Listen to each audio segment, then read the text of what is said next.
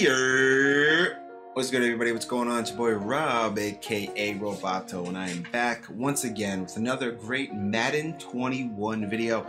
This video, we're gonna get right to it. It's about the defense, some of the gameplay deep dive information that we got in the special stream. Clint Oldenburg, Kralo leading the way. We're going to check out some of the stuff, most notably the pass rush mechanics, some new stuff about contained blitzes, some new stuff about the zones, some of the stuff that we're going to be able to do in hard flats, some prevent stuff to limit the amount of rollout corners potentially. So it's a bunch of good stuff that we're going to get coming to Madden 21. And before we dive into it, just want to let everybody know, if you're new here, subscribe to the channel, hit the sub button, hit the little bell if you want to get notifications for every time I go live with some new content. Also, make sure to thumbs up, show your love. We get 20 likes on this video. I'm gonna do some bundles for Madden 21 as soon as that game is live, and also look out for the beta. Beta's coming out soon, so keep an eye out for that. But without further ado, let's just jump right into it and break down some of this defensive gameplay that we got on the special stream from EA. So let's check it out right here. Number one, run defense. Simply put, stopping the running game in Madden was too difficult for most. For Madden 21, we aimed for a more balanced run-pass ratio, so we made some improvements to our run fits and defensive gap system with a strong emphasis on the force defender, who is the defender responsible for setting the edge versus the run. Here's some specific improvements, as you can see here, we made towards that goal. So, force defenders, that's basically the guy who's dictating where that running back is gonna go. Running back's running, he's gonna kind of figure out, all right, what is that force defender doing? Am I gonna be able to pop this outside? Is he too far outside? Am I gonna have to cut this inside? Force defenders play a lot, especially on plays like stretch, outside zone, even a halfback counter to a point. It's gonna be very important to have the force defenders be smart. Force defenders aligned on the line of scrimmage at the snap will use wider angles at the start of the play to show more anticipation and better pursuit prediction to set the edge versus outside running plays. Force defenders will show more anticipation in the pursuit angles at the start of the play when facing quick hitting outside running plays, such as jet sweep and touch pass, so they get in better position to set the edge. Jet sweep, touch pass, yes, were headaches, very much so. But what also was a headache was the goddamn, I mean, come on, stretch, outside zone, those plays were horrible. Hammer and fill players, who are the defenders in the run fit responsible for the open gaps inside of the force player, will take wider initial pursuit angles versus outside running plays. That will help them get over the top towards the outside of the formation quicker and prevent them from getting mired up by inside blockers and other traffic. AKA those players that are coming to fill in the gaps, whether that's a linebacker, a safety, another defensive end swimming around. They're not going to get caught up running into their own players, which is very annoying, especially if you're using a player and he runs and you just run into a defensive. Like, it's just so annoying. It's just dumb. He's not going to do that. Force defenders will have wider formation alignments and many base defensive formations, such as a 3-4, and more plays within those base formations will have the force player aligned on the line of scrimmage instead of off the ball. Edge and force defenders will have wider gap integrity versus heavy/wing tight end sets. Yes! New improved blocking interactions with defenders, disrupting running lanes by pushing blockers further into the backfield during engagements versus all run types. Defenders will have better anticipation of the ball carrier's movements by taking smarter angles while after shedding blocks. This is very important. All of this is super important, and it's stuff that we've been trying to tell them to fix with stretch. Primarily with stretch. I know it says in particular right here with the jet sweep and touch pass, I know it says that, but jet sweep and touch pass, it shouldn't be their concern because they have this. They have the out of position ball carrier fatigue. So the tight end, the wide receiver, whoever you got in the jet sweep and those end around plays are gonna get fatigued by doing that more. So it's not about that. We know it's not about that. It's about stretch. We know it's about stretch. So it sounds like that's what they're aiming for, is to try to prevent stuff like that running and spamming the outside so much and try to bring more of the stuff back inside. I know, like last year, run defense, run defense at the end of the day, the run game meta, there was a lot of conversation around that. And I do want to go ahead and talk about that and lead into that. What are we doing in Madden 21 when it comes down to the run game? Yeah, so we did a lot of things, and it really revolves around our defensive gaps and run fit system, with a specific focus on force defenders and hammer and fill players in that run fit system. Simply put, Madden 20, it was too hard to stop the run for a lot of players, and a lot of players relied on it because it was the safest thing to do. So we did a number of things. They're all outlined in the blog that we're going to be releasing later. I'm going to talk about a few of those things. First of all, relative to the force players, the force defenders, what we did with them is it's all about pursuit and anticipation and making them get wide enough to actually set that edge. That's the force player's primary job against the run game, is to set the edge. So I'm just going to go down the list here of a few things there. Force defenders who are on the line of scrimmage when the ball is snapped, they're going to use wider angles at the start of the play, and they're going to show more anticipation and better pursuit prediction about where the ball carrier is going to go to set the edge, especially versus outside running plays. We're also going to have force players using better anticipation and better angles at the start of the play when facing specifically quick hitting plays that are hitting the outside, such as jet sweep and touch pass, so that they'll get better position to keep him inside and force him where their help is, which is the inside of the defense. And then we also updated some alignments in some of the base formations, such as 3-4, so that the force player on the line of scrimmage is aligned wider by default, so he doesn't get reached by the in-man blocker quite as easily. And then if we move over to the hammer and fill players, who are the defenders who are responsible for the gap or gaps inside of the force player against outside run.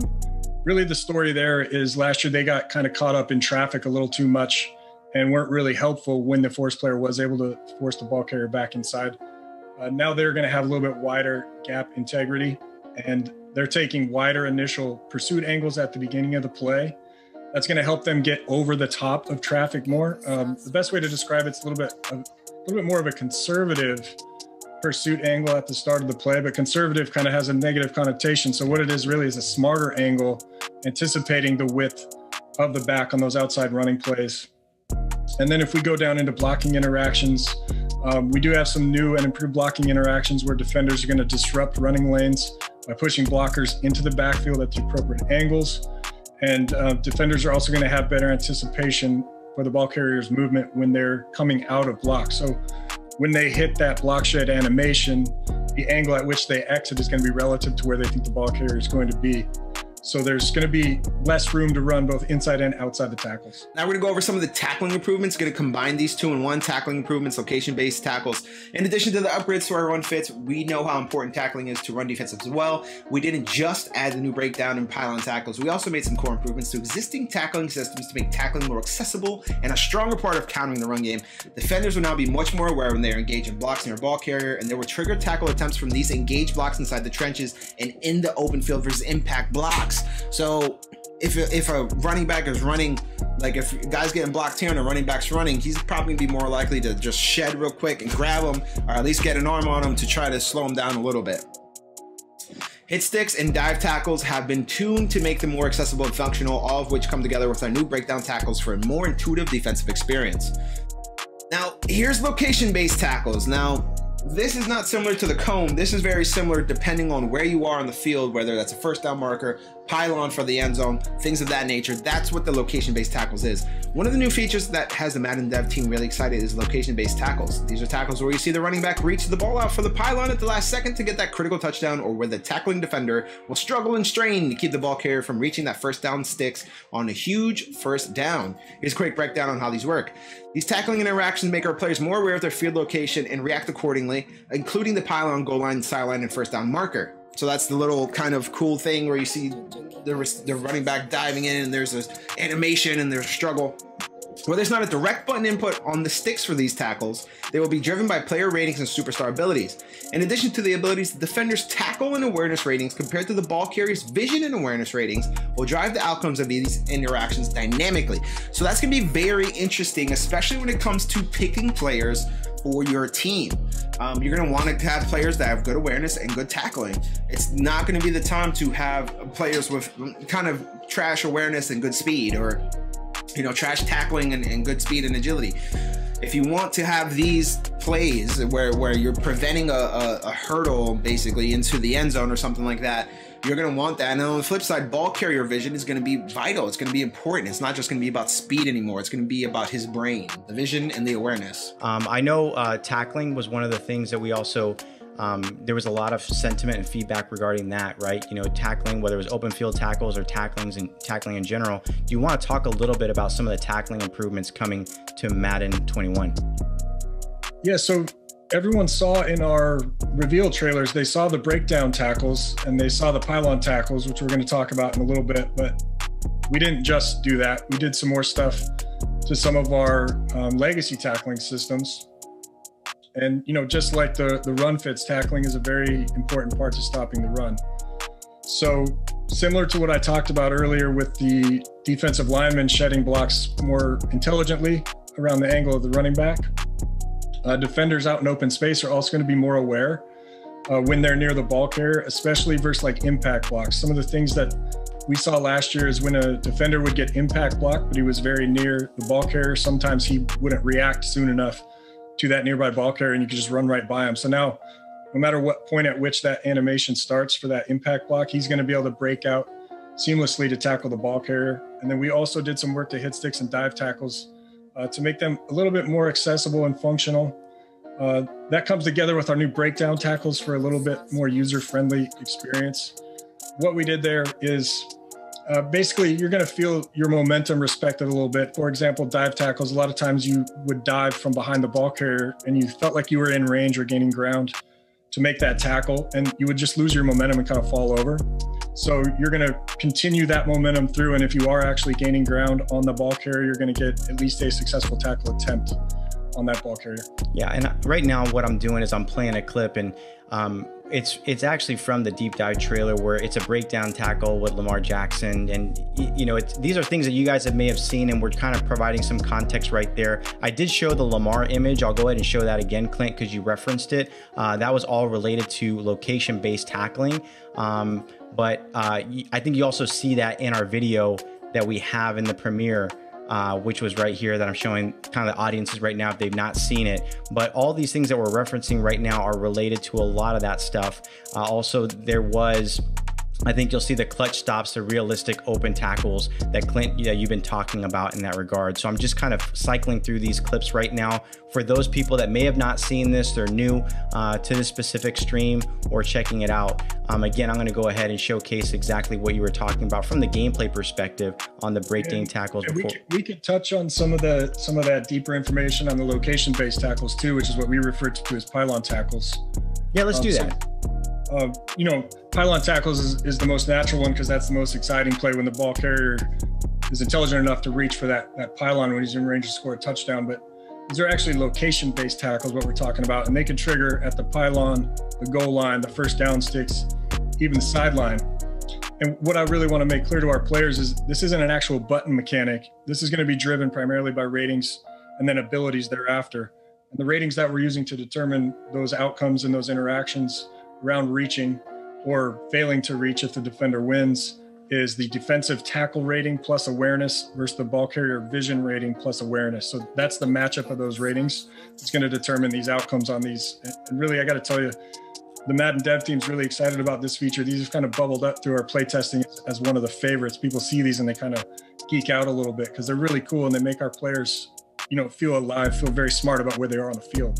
Zone drop coach adjustment. Now this is something that people have been looking for because of the flat, the hook, the curl routes, the rollout corners, all that type of stuff that was kind of spamming on the offensive end when you're passing the ball, because there was two main things meta in Madden 20. Stretch and running the ball outside and rollout corners. It seems like they have a little adjustment here. We're introducing a new set of coach adjustments that will allow you as the defensive player to customize the depth of your zone drops for underneath zone defenders. These coaching adjustments will give you the ability to change the drop depths of flat, hook, and curl flat zones in increments of 5 yards up to a max of 30 yards from the line of scrimmage. That's pretty far. When using these adjustments, keep in mind that all match zone logic will be disabled in all zone coverage plays while using the adjustments, including the deep zone players. When facing a no-huddle offense, you can turn off these coaching adjustments by using the reset play option in the pre-play adjustments menu. So zone drop coach adjustment seems to be a little fix that we could use to help roll out corners, you know, curl corner routes, anything also in a screen. You know, some people running a quick hook screenplay, that type of stuff. It seems like this could be a quick fix to all that.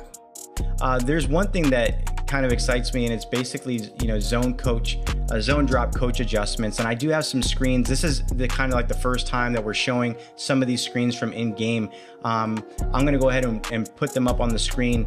One of the things this year that I think some of our hardcore players are going to be excited about are the ability to go ahead and make these coaching adjustments for zone drops in the flats. You'll see here that's going to override the drop depth for hard flat, cloud flat, and soft squat zones. Not just that, but when we go ahead and look at the zone drops for the curl flats, you're going to override the drop depth for the curl flat, the quarter flat, and the seam flat zones. And then when we talk about the zone drops for the hooks, this is going to override the drop depth for the hook curl, the 3 rec hook, and then the middle read and the vertical hook zones. So I just kind of wanted to showcase that. Clint, I do have a screenshot up right now where I kind of went and I modified some of these settings in coaching adjustments. I want you to talk a little bit about this because, again, this is a feature that probably not your average or casual Madden player is going to be aware about, but it's going to be more for that hardcore individual that's been playing this and they want to have a little bit more, for lack of better words, customization or control when it comes to their specific zones. So do you want to go ahead and talk about that? I have the screenshot, the one that I think we're referencing in our run a show right now that I'm looking to my left, where I kind of put the different yardages. Yeah, that's exactly right. So our man A-Dub, our resident expert, Anthony White, is really responsible for bringing this alive along in partnership with RG, you know, from CGD. They came together, and really what they wanted to give players was a way to customize their zone drops to take away specific routes that their opponent had found against them and use it over and over. And some of the stock coverages aren't able to get enough leverage towards the sideline or enough leverage up the field. You can go into coach adjustments and now customize all underneath zones in increments of 5 yards all the way to a max of 30 yards and put them exactly where you want them to play. What's really interesting about this is it's going to carry over play to play, but you can reset it in pre-play by using the reset play option, which is specifically going to be useful against no huddle offense.